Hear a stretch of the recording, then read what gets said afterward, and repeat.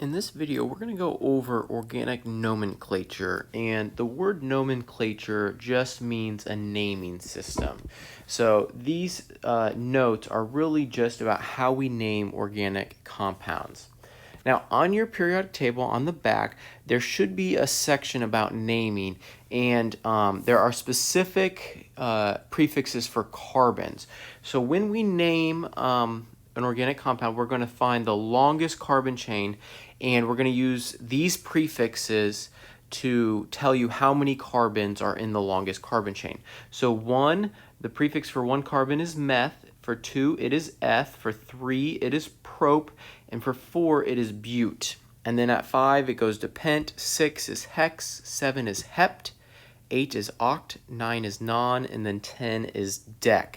But those first 4 are the ones that are kind of a little bit different from what you've probably seen in other chemistry classes. Now, we are going to identify functional groups present, and then we're going to use numbers indicating the position of the functional groups. And if you take organic chemistry in college, we want the lowest numbers possible.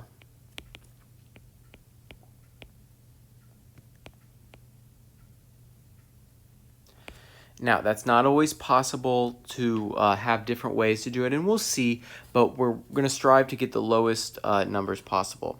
And then we are going to list each side group off of the longest carbon chain.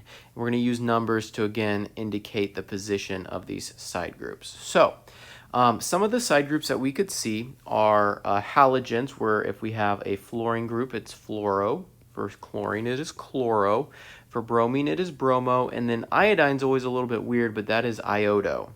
Now, the amount of carbons that come off of a side chain, those are just going to be named using the prefixes from above, but instead of it being methane, ethane, propane, whatever, they're going to end in YL if they are a side group.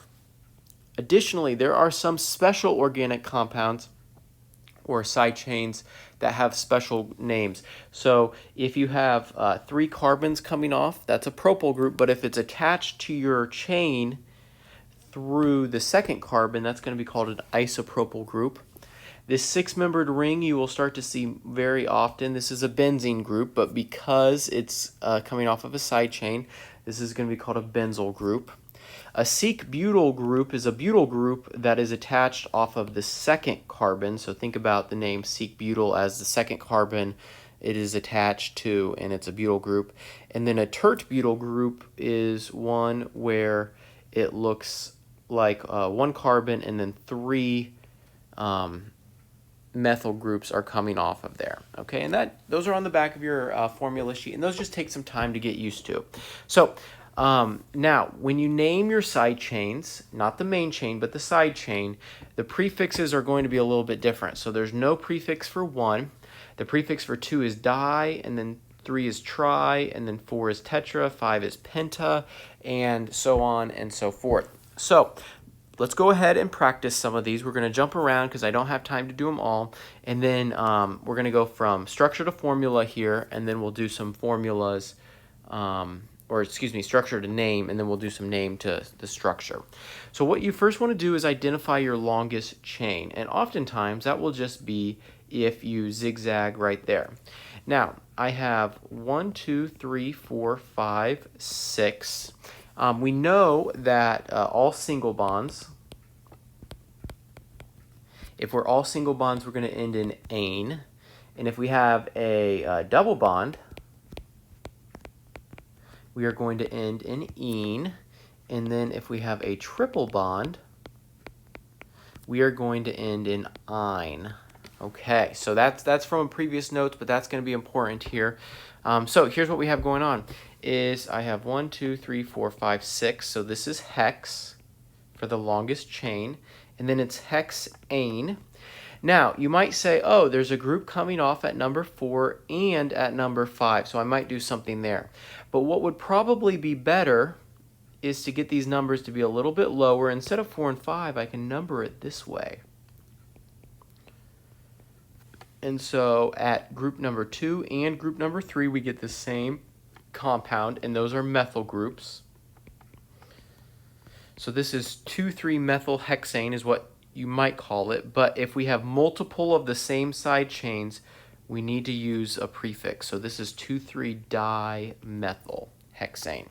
Okay, and we're going to use a comma to separate numbers and then dashes to separate words and numbers. Okay, let's look at B. Our longest group is here at 1, 2, 3, 4, 5, 6, 7, 8. All single bonds, so this is definitely octane. And if I number it, 1, 2, 3, 4, 5, 6, 7, 8, the groups I have coming off are at 3 and at 5, but they're not the same groups. At 3, I have a methyl group.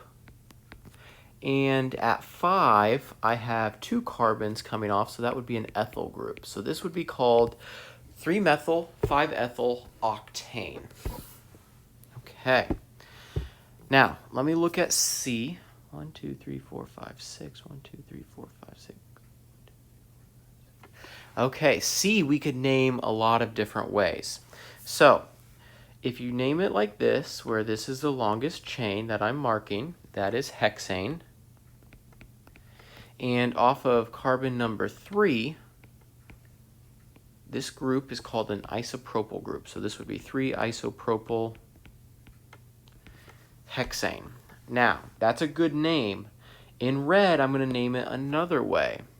1, 2, 3, 4, 5, 6. Still hexane, but off of carbon 2, we have a methyl group. And off of carbon 3, we have an ethyl group. So 2-methyl 3-ethyl hexane is also a good name. Okay, let's look at E. In E, our longest chain is 1, 2, 3, 4, 5, 6, 7. So that will be heptane. And on this one, it doesn't matter which way you number it, because if I do 1, 2, 3, 4, 5, 6, 7, my first side chain comes at 3, but if I name it with 1, 2, 3, 4, 5, 6, 7, my first side chain also starts with a 3. So either way is fine. At 3, this is called a chloro group, and then at 5, that is an ethyl group. Okay, now let's do F. Let's see, 1, 2, 3, 4, 5, 6, 7. So again, heptane.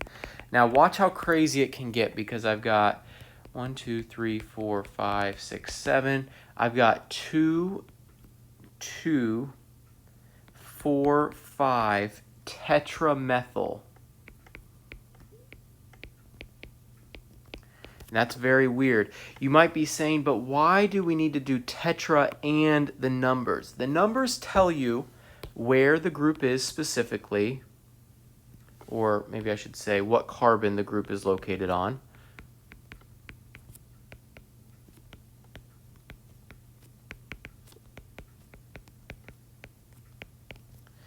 And then this prefix tells you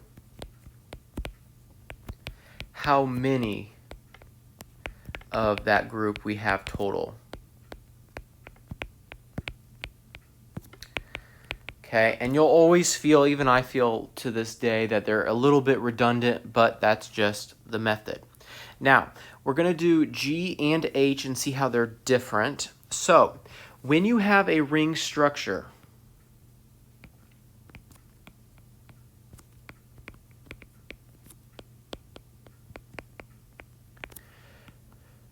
your longest chain is either the ring or a chain outside the ring. What do I mean by this? I mean, if I have 6 carbons in this ring, that's the longest chain for the ring, then the longest chain outside the ring, so not including any of the carbons that are in the ring, would be 3. Okay, now if I look at H, I have 1, 2, 3, 4, 5, 6, 7 outside ring. And I've got 1, 2, 3, 4 for the ring. Okay, and I'm going to choose the group that's the longest, okay, whether it's in the ring or not. Let me get this deleted. So how is that going to work? Here, the longest group is the ring. So you normally call that hexane, and we still will here, but we're going to use the word cyclo in front of it. So cyclo tells us that whatever follows it, the hexane, is really in a ring. And then we're going to number this in a way that is the smallest. So 1, 2, 3, 4, 5, 6. So I'm going to get 1 propyl, 2 methyl, and then 4 ethyl. Okay, now in H, let's see how this is different. The longest chain is outside the ring, so 7 is just going to be heptane. And if we number it 1, 2, 3, 4, 5, 6, 7, so we get 3, and that's a butyl group. Remember, if it's not the longest chain, it's going to end in YL as far as carbons are concerned. But it's in a ring, so we need to call it cyclobutyl. Okay, so that's the difference between sometimes your longest chain is in the ring and sometimes it is not. Okay, now let's look at M and N. Go ahead, find your longest chain in M. I think it's 1, 2, 3, 4, 5, 6, 7. 1, 2, 3, 4, 5, 6. Okay, so we get hept, and I'm going to number it 1, 2, 3, 4, 5, 6, 7. But here we get heptene.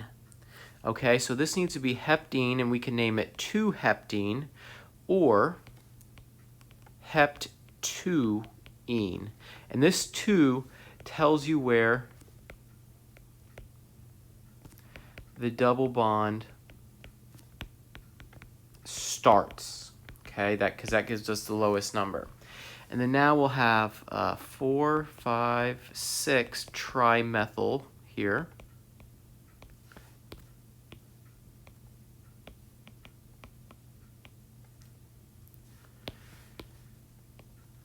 Okay, now let's look at N. I'm going to delete letter M here. We want to look at N, the longest chain, and it gets a little bit tricky to count triple bonds.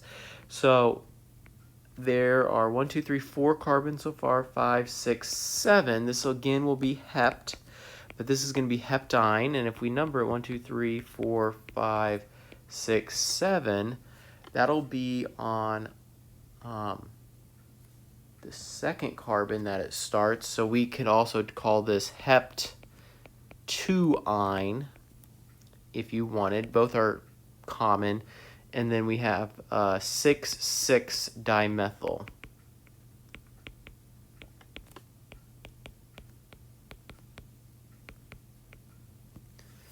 Okay, now I'm going to go through what if you're given it in word form. And here's how I want you to think about the word form. We want to build it backwards and in the easiest method possible. So what I would do is I would focus on the very last part. Okay? Here we have propene. So prop is 3, there's 3 carbons, and on the second carbon, so from the second to third one, we have a double bond, and then also on the second carbon, we have a methyl. So that's what that'll look like. Here in B, we have hexane, so that looks like this. On the third carbon, so 1, 2, 3, we have an ethyl group, and then on the second carbon, we have a methyl group. So that is how I would build these. Now on C, we're going to get to something that we haven't talked about just yet, but we'll see it a lot, and it's this OL suffix. And that means we have an OH group, which is called an alcohol group.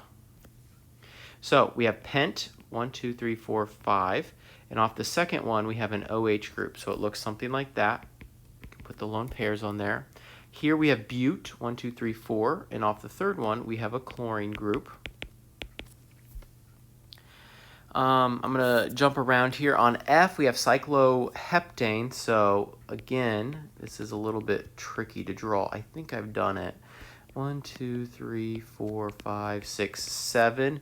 We have 1, 2, 3, 4 tetramethyl. So 1, 2, 3, 4, and each of those methyls goes there. Let's see if I can find any other hard ones. Okay, let's look at S. We've got decane. So 1, 2, 3, 4, 5, 6, 7, 8. 1, 2, 3, 4, 5, 6, 7, 8, 9, 10.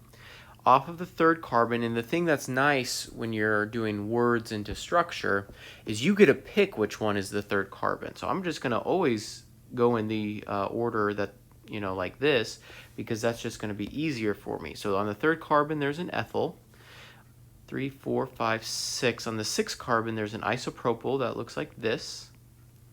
And then on the second carbon, there's a methyl. And on the fourth carbon, there's a methyl. So that's what that guy will look like. On T, this will be my last one here. We have heptyne. So 1, 2, 3, 4, 5, 6, 7. 1, 2, 3, 4, 5, 6, 7. And on the first carbon, we have a triple bond. In a textbook, you'd probably see this drawn like so. 1, 2, 3, 4, 5, 6, 7. Okay. They tend to give you an extra carbon after the triple bond before continuing back to the zigzag. On carbon number 4, we have an ethyl. So 1, 2, 3, 4. 1, 2, 3, 4.